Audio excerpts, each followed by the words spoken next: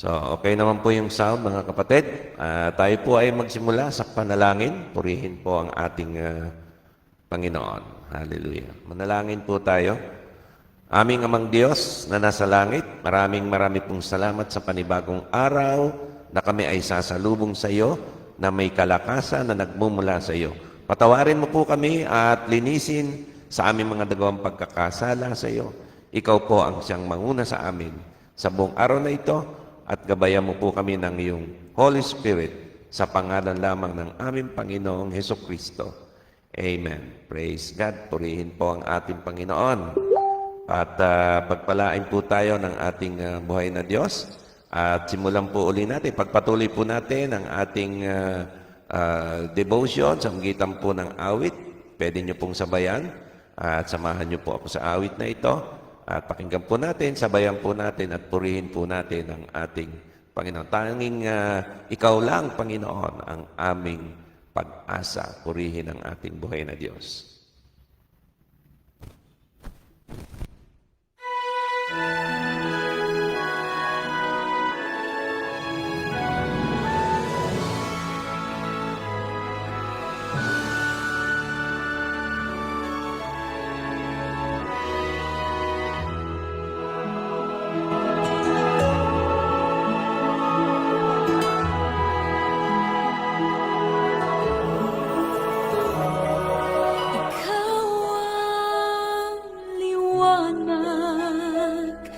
Pagkatapos ng ulan, ikaw ang umaga ng gabing nagdaan.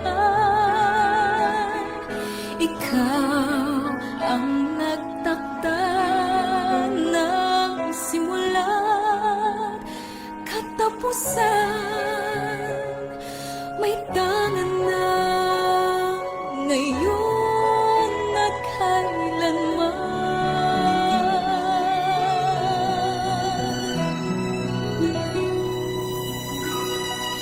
Ikaw ang pag-ibig na hindi magwawakas. Ang ilaw at patnubay sa likong landas. Ikaw ang tagsibol sa panahon ng taglagas. Pagsuyo mo'y masilak ang wagas. Ikaw ang kasama nang tumalikod ang lahat. Ikaw ang bumuhat ng pasang kong kaibigan.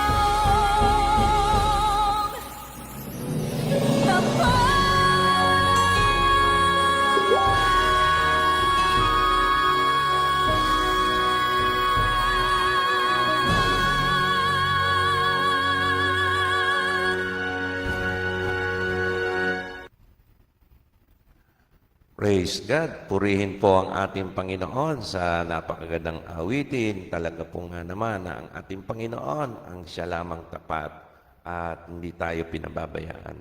Purihin ang ating buhay na Diyos. Sa ating pong pagbubulayin na salita ng Diyos, ay samahan niyo po ako sa Matthew 7, verse 9 to 11. Matthew 7, verse 9 to 11. Babasahin ko po muna bago po natin pagbulayin ang salita ng Diyos sa wika pong Ingles at sa wikang Tagalog. Sabi po rito sa talata, "Which of you, if his son asks for bread, will give him a stone? Or if he asks for a fish, will give him a snake?" Verse 11, "If you then, though you are evil, know how to give good gifts to your children, how much more will your Father in heaven give good gifts to those who ask Him?" At sa wika pong Tagalog, mga kapatid, sa verse 9, Mateo chapter 7, verse 9 to 11. Verse 9, "Bibigyan ba ninyo ng bato ang inyong anak kapag siya'y humihingi ng tinapay? Bibigyan ba ninyo siya ng ahas kapag siya'y humihingi ng isda? Kung kayong masasama ay marunong magbigay ng mabubuting bagay sa inyong mga anak, gaano pa kaya ang inyong Ama na nasa langit? Bibigyan niya ng mabubuting bagay ang sinumang humihingi sa Kanya." Purihin po ang Diyos, pagpalain niya po ang Kanyang mga salita. Sa nabasa po natin, mga kapatid, sa Matthew 7, verse 9 to 11, ay may binanggit po ang ating Panginoon na dalawang klase ng ama. Purihin ang ating Panginoon. Happy Father's Day po kahapon. At hindi pa naman po huli siguro yung pagbati natin. Kahapon pa lang po yun. Purihin ang ating Panginoon. At sa talatang ito ay ipinakita po ng Diyos ang isang comparison. Dalawang klase po ng ama. Isang makalupang ama at isang makalangit na ama. At tignan po natin yung comparison ng ito. Sabi ng ating Panginoon sa mga makalupang ama. Paano po ba ang makalupang ama, yung ama natin dito sa physical body, sa ating katawang lupa? Ang sabi po sa verse 9, "Bibigyan ba ninyo ng bato ang inyong anak kapag siya humingi ng tinapay?" Alam niyo po, ang magulang, mga kapatid, hanggat kaya po niyang ibigay ang gusto po ng anak, ay ibibigay po niya. Isa po sa pinakamasakit sa isang magulang o isang ama, na kapag ang kanyang anak ay humihingi, lalo na ng pangangailangan nito, ay nagdurugo po ang kanyang puso kapag hindi niya po kayang ibigay. Hanggat kaya po niyang ibigay, ay ibibigay po niya sa kanyang anak. Halimbawa po, humingi po ng anak niya ng tinapay, hindi po niya ito bibigyan ng bato, mga kapatid. Bibigyan niya po ito ng tinapay. Ganyan po ang isang magulang.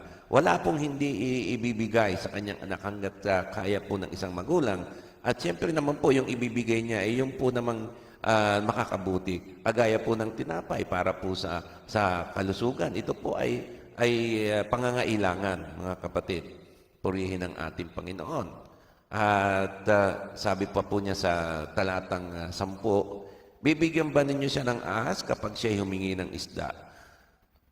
Tinapay at isda, ito po ay kumpletong sangkap na po ng pagkain, di ba? May tinapay, may pangulam, may palaman. Mga kapatid, ito po ay isang pangangailangan na ang ating mga anak ay humihingi sa atin ng kanilang mga pangailangan. Ano po ba ito? Maari pong ito ay damit, maari pong ito ay pangmatrikula, o minsan, simpleng pang-load ng cellphone. Hanggat kaya po natin ito at naglalambing po yung ating anak na gusto niyang ibilit natin siya ng bagong damit o sapatos sa kanyang birthday, naglalambing po ang ating mga anak. Ay isa po sa pinakamasakit sa magulang, yung hindi niya po kayang ibigay, lalong-lalo na po sa panahon ngayon ng kagipitan, mga kapatid.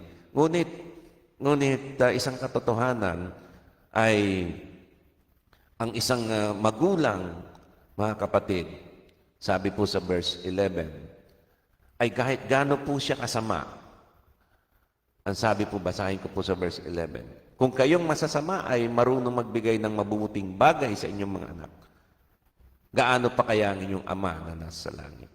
Purihin ang Panginoon. Isa pong katotohanan ito, mga kapatid, na kahit po masama ang isang magulang, ay binibigay pa rin po niya yung pangangailangan ng kanyang anak. Kahit po ang isang magulang ay sabihin natin masama ang reputasyon niya sa kanyang sa kanyang trabaho, ay kilalang masama o berdugo o something like that, talagang terror, sa trabaho, terror na boss. Pero pagdating po niyan sa kanyang anak, pagdating po niyan sa kanyang pamilya, sa kanyang anak partikular, ay binibigay po yung pangangailangan ng kanyang anak. At talagang malambot po ang kanyang puso pagdating po sa kanyang anak. At kahit gaano po kasama, ay marunong magbigay ng mabubuting bagay. At pinipilit po nating ibigay ang mabuting bagay para sa ating mga anak. Gaano pa kaya, sabi ng ating Panginoon, in comparison, may isa pa po tayong Ama, mga kapatid.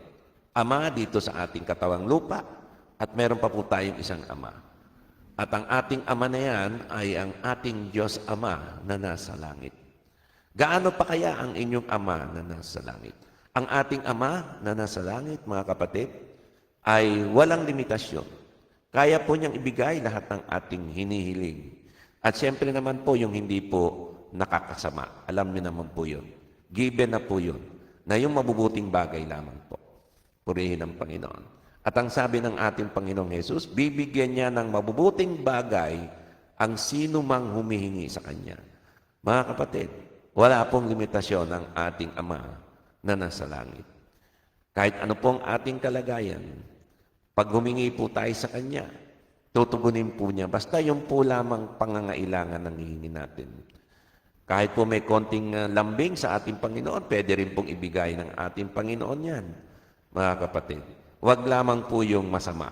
At siyempre, hindi po tayo bibigyan. Given na po yan. Wala pong magulang na magbibigay ng ikasasama ng kanyang anak. Wala pong magulang magsasawa, anak, ito, bumili ka ng pangbisyo mo.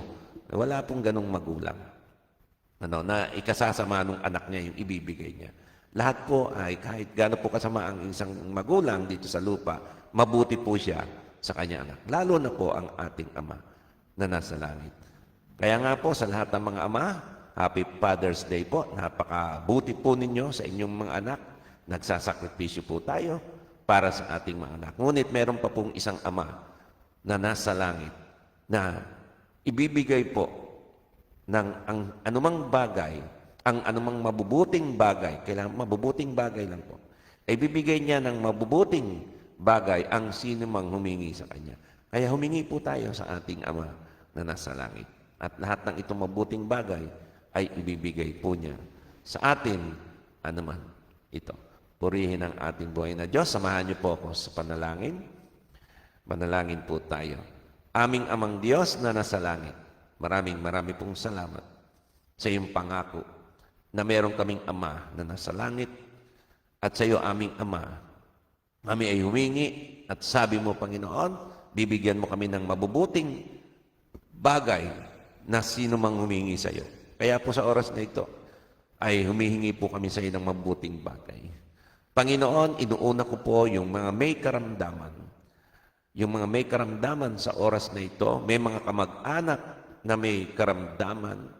Ano man ito, lagnat, panghihina ng katawan, at walang ganang kumain, nawawala ng pag-asa yung mga nade-depress dahil sa kakulangan, dahil sa mga problema.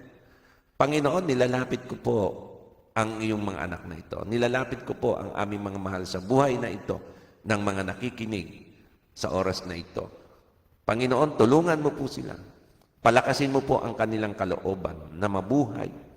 Patatagin mo po sila at magtiwala sila sa iyo. At hinihiling ko po ang kanilang katawan sa oras na ito, ang kanilang pisikal na katawan ay lumakas. Una sa lahat, ang kanilang kaluluwa ay lumakas at magtiwala sa iyo. Pangalawa, Panginoon, ang kanilang pisikal na katawan na lumakas din, Panginoon. at magkaroon ng kalakasan at kagalingan na nagmumula sa iyo.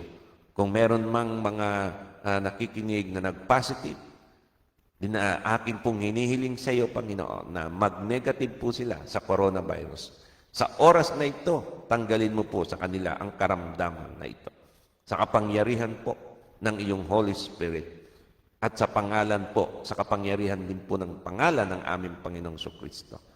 Inihiling po namin sa iyo ang kagalingan sa kanilang mga pisikal na pangatawan. Ano man po ito, sa pangalan ng Panginoong Jesus, we declare healing in our body right now, in Jesus' mighty name. Salamat po aming Amang Diyos sa langit. Alam po namin ay ibinigay mo na po ito.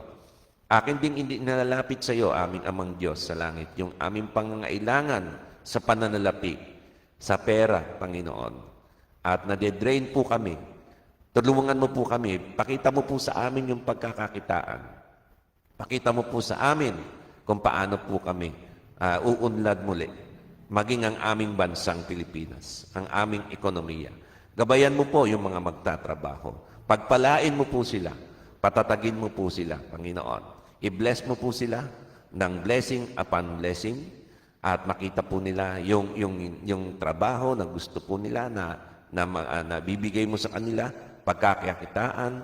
Panginoon, gabayan mo po ang iyong mga anak. Salamat po sa mga pagpapalang ito. Salamat sa kagalingan at sa kalusugan namin. At kami may pag-asa sa iyo dahil meron kaming Ama na nasa langit na hindi mo kami iniiwan, hindi mo kami pinababayaan. Maraming pong salamat, o aming Amang Diyos sa langit. Ito po ang aming dalangin sa pangalan lamang ng aming Panginoong Hesukristo. Amen. Praise God. Purihin po ang Panginoon. At sa ating pagtatapos, samahan niyo po ako sa huling awiting ito para sa ating daily devotion sa araw na ito. Purihin ang ating Panginoon. May awa po ang Diyos. Huwag po tayong manghihina, huwag po tayong bibigay. May awa po ang ating Diyos.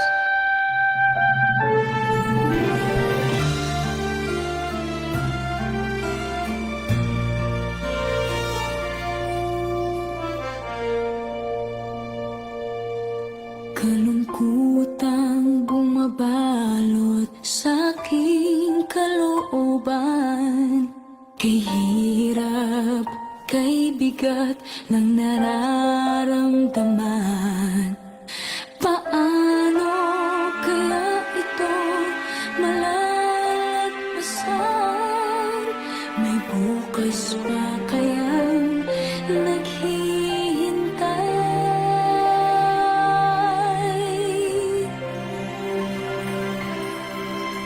Sa tuwing tila di na makakayanan, pagsubok na aking pinagdadaanan, ang tanging pag-asang pinanghahawakan.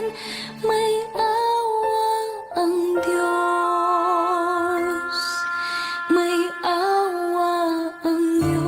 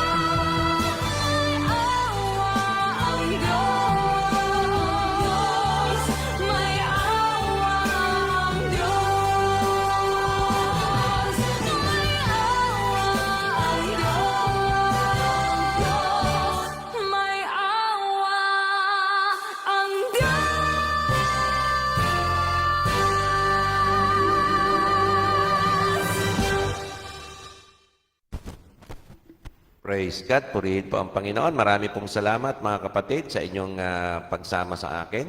Pagpalain po tayo ng ating Panginoon. God bless you po.